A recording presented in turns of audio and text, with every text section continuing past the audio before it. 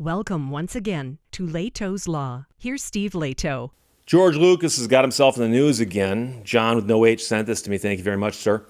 From SF Gate, and Tessa McLean wrote it. George Lucas sues Marin Town to protect his driveway. George Lucas created, of course, the Star Wars universe, creating a cast of characters such as Jar Jar Binks, and a compelling narrative that's captivated audiences for decades. He's also established a physical empire of his own in Marin County, dubbed Skywalker Ranch. And he does go out of his way to protect his ranch. So the director filed a lawsuit recently against the heirs of his deceased neighbors, as well as the town of San Anselmo, in an effort to safeguard a strip of land that he uses as a driveway. Now, this was first reported in the Independent Journal. The paper says in its summary of the complaint that Lucas believes that 4 deceased neighbors might have been granted an easement over a portion of the strip, and that 2 other deceased neighbors may have had an interest in the strip. Now, you have to understand that if there is a dispute over property and the title is clouded, meaning that there's questions as to who owns it. Is it owned by one person, 2 people? Is it owned free and clear? Or does somebody have an easement over it? You can go to court and get all that settled, okay? And so that's what a court action would do in a situation like this. And so unfortunately, if you are going to do this, you have to make sure that all the interested parties are part of the lawsuit. So arguably, you could go and meet with everyone and say, guys, can we settle this and figure this out? Very, very difficult to do that. So it's one of those things that does require a lawsuit to settle this or to resolve this. Lucas alleges in the complaint that he's been using that land since around 1990. That's a long time, my friends. When he graded the driveway and he later paved it in 2021, he says it's been used exclusively by him or people he's authorized to use it. So he says he's got exclusive use of it, which is important when we talk about adverse possession. Because if other people used it, then they could say, well, we've been using it all along also, and we thought that we had the right to do that. So the attorney for Lucas says, we are taking this procedural action to clean up century-old surveying errors so that they reflect the reality of use and ownership on the ground. San Anselmo town manager David Donery told the Marin IJ that the town council will meet to discuss the matter. This isn't the first time that Lucas has filed a lawsuit against the town. In 2020, he sued the town and a family that used to own his house to clear up a discrepancy over a property line near it. Lucas purchased the land that his ranch sits on in 1978, but didn't begin squabbling with that surrounding community until 7 years later. The director canceled plans to build a third expansion to his 6,000-acre property in 2012 after residents expressed concern, including a fear that light pollution from the studio would mean our dark, starry skies would be destroyed. Another battle broke out between Lucas and his neighbors in 2019 when Lucas proposed building a vineyard at 3838 Lucas Valley Road, not far from the Skywalker Ranch. This showdown pitted his properties against a local landowners association, which complained that the director's proposed 624-acre vineyard would be an eyesore and threatened to take him to court.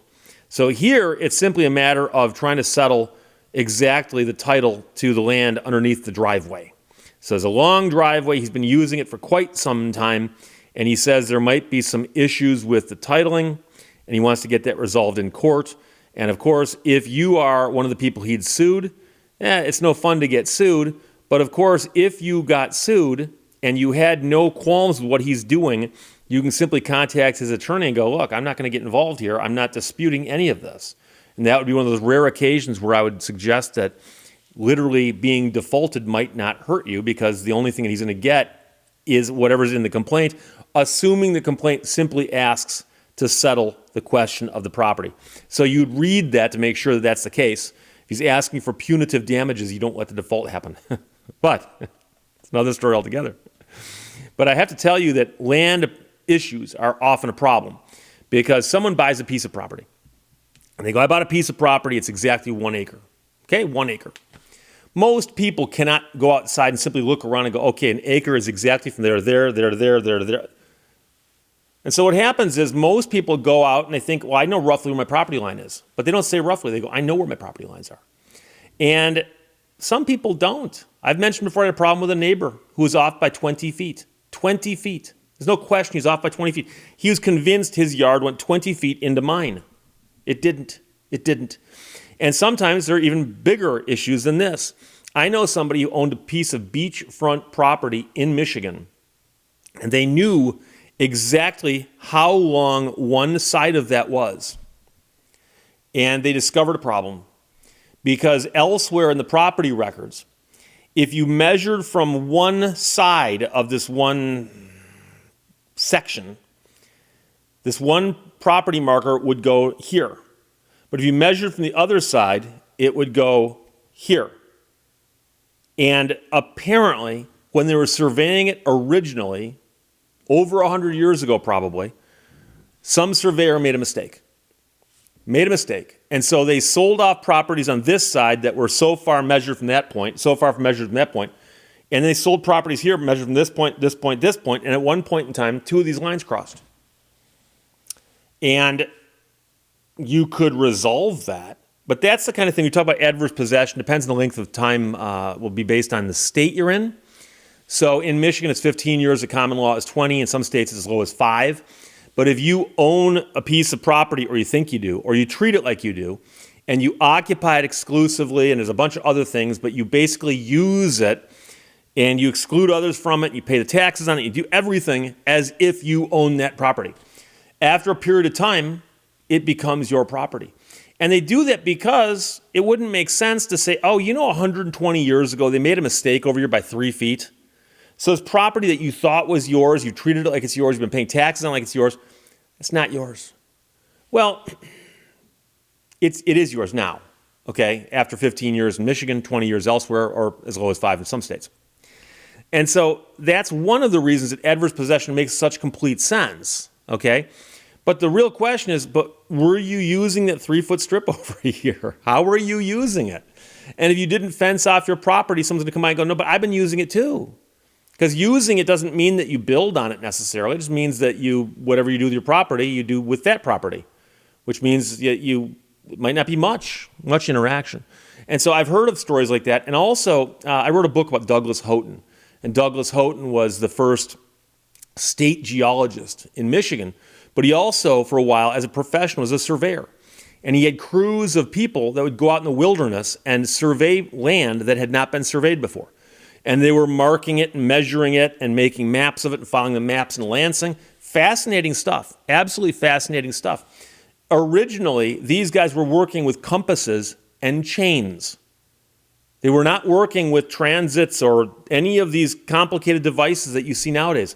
They weren't working with GPSs. We're talking the 1840s. And I've had people say, but Steve, they had stuff more sophisticated than compasses and chains in 1845. Yes, they did, but they weren't using them. There's actually a museum of surveying in Lansing, and they've got on display the chains that were used in the surveys. And a chain, in case you're curious, is a measuring device. But a tape measure or a rope might stretch over time, but a chain, if constructed properly, won't. So these guys would measure a length with a chain, mark it, move down, do it again. And so as you can imagine, any mistake you make anywhere along that line gets built into the final results. And they measured all the way from Sault Ste. Marie all the way across to Wisconsin. And by the way, the pin that's in the ground that they started from when working their way across, at the north end of the meridian, that pin is still there today. It's got a cement obelisk around it and a cap on top of it that's brass, and it says what it is. And it's the pin at the north end of the north-south meridian. South end of that line is in Fort Defiance, Ohio. And so they measured across from that spot. And again, how accurate are they compared to how accurate things are today? I've spoken to a surveyor recently who's got one of the modern things that's got the antenna on top of it, Trimble, and it's using GPS satellites and stuff. And the guy was telling me how accurate that thing is. And it's much, much more accurate than a bunch of guys out in the wilderness using chains. And so the interesting thing is that quite often when they would get to a point where they were going and they found an important spot, perhaps the intersection of two sections or something, they would then decide we're going to put a marker here that's going to be more important than some of the other markers we placed. And if there was a tree near the spot, they would go over and they'd scrape the bark off the tree and they'd carve in the tree all the important numbers about where they were. And then they'd make a note in their journal and say, okay, at the intersection, 3 feet northeast is a tree, and it's got the numbers written on it. And those are called bearing trees. And the bearing trees were carved in the 1840s. And I have had a photograph sent to me within the last year by a guy in the Upper Peninsula of Michigan who said, Steve, just to let you know, as part of a class I operate, we were out in the woods looking for a bearing tree and we found one, carved by Douglas Houghton or his men in 1844, 1845. And some of these trees are still standing. Some of them are not. But I've spoken to other people who say, yeah, they find them periodically. And the interesting thing the guy told me, he goes, besides the fact that we find these bearing trees, which are really, really cool because they're so old, he goes, they're not that far off, despite the fact it's guys with chains and compasses trying to walk a straight line. He goes, you'd be surprised at how accurate they are. He goes, so that starting at Sault Ste. Marie, by the time they get over to the Keweenaw Peninsula, you think they'd be off by miles. And he goes, no, they're off by inches, sometimes feet. But it's not as bad as you'd think. And so you can imagine that there were times where, believe it or not, they'd start surveying from one end over here of the state, and they'd start surveying over here to get this way. And when the surveyors met, sometimes they'd be off just a little bit, just a little bit. So, the only way to resolve this is to go to court and quiet the title, we call it. Quiet the title. So you want quiet title to your property, and George Lucas right now is suing a Marin town. And actually, it's the people there, many of whom are simply the descendants of the people who owned the property back when he first started using it. And this is to protect his driveway. He's trying to protect his driveway. So I suspect it's a lengthy driveway, but he actually drove on it for quite some time without paving it. But he did, in fact, pave it in 2021. So there you go. John with no H, thanks for sending it. That's like Steve with no N. SF Gate published that Tessa McLean wrote it. Questions or comments, put them below. Let's talk to you later. Bye-bye. Thank you for watching Lehto's Law. Honk if you love peace and quiet.